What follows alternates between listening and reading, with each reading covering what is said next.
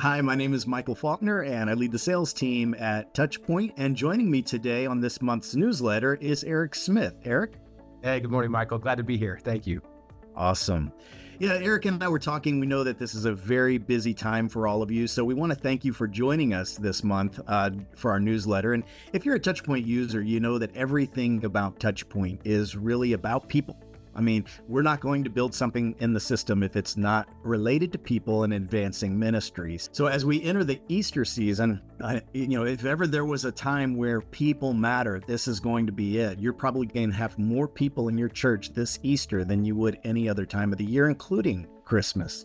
And so it's really important to be sure that we recognize this may be one of the only top opportunities they have all year to hear the gospel message. And that's not just a staff thing to consider, but it's also something for your volunteers to consider, and making sure that those volunteers are ready and that they're willing to, in some instances, sacrifice some of their time, which I'll kind of touch on here in a minute. But Erik, I wanted to kind of turn to you for a minute, because we were talking the other day and you'd mentioned something about how churches are managing spaces and issues in ways that they have found to really make that guest experience as positive and hopefully repeatable as possible. Do you mind just sharing that story? Yeah, absolutely. The interesting thing about this is my story just happens to be based off of my own local church. Live out here just outside of Colorado Springs, Colorado, and the church I attend is a multi-campus church. We have 5 campuses. The campus that my family attends is our newest campus in a little town called Monument, just north of Colorado Springs. And we actually completed our building just a few years ago after a building campaign, and the visibility of the building is in a perfect location. It's right off the main highway. For those of you familiar with the area, I-25. And so we expected that there'd be some growth just based off of visibility. But what we didn't expect was how much growth, to a point that, we're 2 years into this new building and we're basically out of space. We've had to kind of figure out how are we going to manage all the people that are showing up on a Sunday morning. Now, of course, when we start thinking about holidays, that becomes even more of an issue. And so one of the things that our church was very particular on was having effective communication with the regular attenders and talking about, hey, we know that most of you are used to coming to the 9 a.m. service, or most of you are used to coming to the 11 a.m. service. And they actually made a request and even asked the congregation, hey, would you consider showing up for our Saturday night service? Would you consider to show up for one of the services that isn't typically one of the heavily attended services, so that those first-time guests, when they're actually walking through those doors for Easter, for the first time, for Christmas, whatever holiday it is, that they're not feeling immediately squeezed out. And so I think the effective communication that happened and that was actually shared several times, multiple weeks, leading up to these holidays, was what allowed that guest experience to be that much better. And that's just one example, but I think it's being able to set or cast the vision, get the buy-in from the congregation, because we all are in this together. We all know that we want the same thing for those first-time guests, which is to feel welcome, to feel comfortable when they first show up. Wow. I feel so convicted right now, because I was talking to my wife about this newsletter that we were going to be doing, and she volunteers a ton. And what you just shared is something that a lot of churches try to encourage from their membership is, look, let's be sure that we are making the experience for our guests as positive as possible. And when I was talking to my wife about this, she said, when you really stop and think about what we are celebrating the fact that Jesus Christ made the ultimate and very uncomfortable and painful and miserable sacrifice because he loved us so much.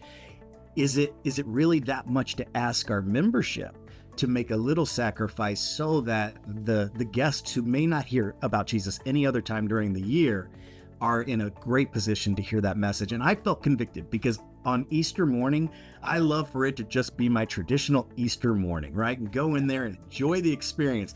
And she said that, and it was actually this morning, and I just was like, wow.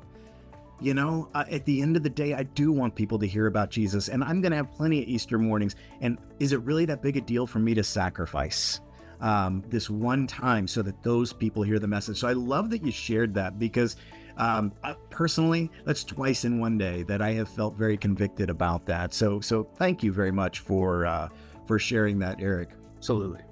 Yeah, you also mentioned something about the Untapped Church. I don't know if that was related to what you were talking about, or if this is maybe a different direction that you were wanting to go, but you mind sharing a little about that?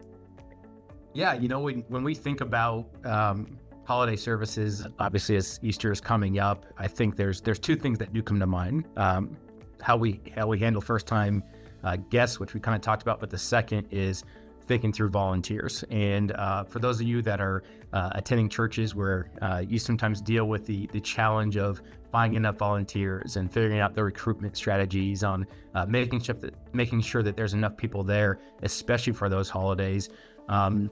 It was kind of a cool experience that I had even just this last week at a conference that I was out in Florida, where the topic of volunteers came up. And I'm totally stealing this from another church, but yeah, the Untapped Church. It's a book out of church up in Erie, Pennsylvania, Grace Church, and they talk about this dynamic of how just quite often we've underutilized the congregation and the capabilities of the volunteers. And so this one's kind of an interesting dynamic, and it was really interesting for me to hear this for the first time. But this is a ministry who actually has volunteers, unpaid, who are committing certain hours per week to the church.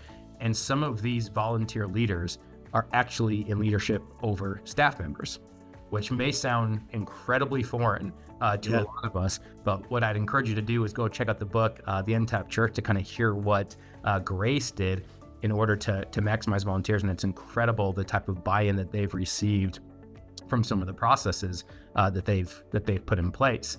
But the other kind of side of this coin and what we were talking about is kind of just the reality that we are facing, now 5 years after the country shut down, with capacity issues. And there were several pastors that we were talking with at this conference who all kind of express a similar sentiment, which is it kind of feels like we have to have twice as many volunteers now to accomplish everything that we used to be able to do 5 years ago. People are just burnt out.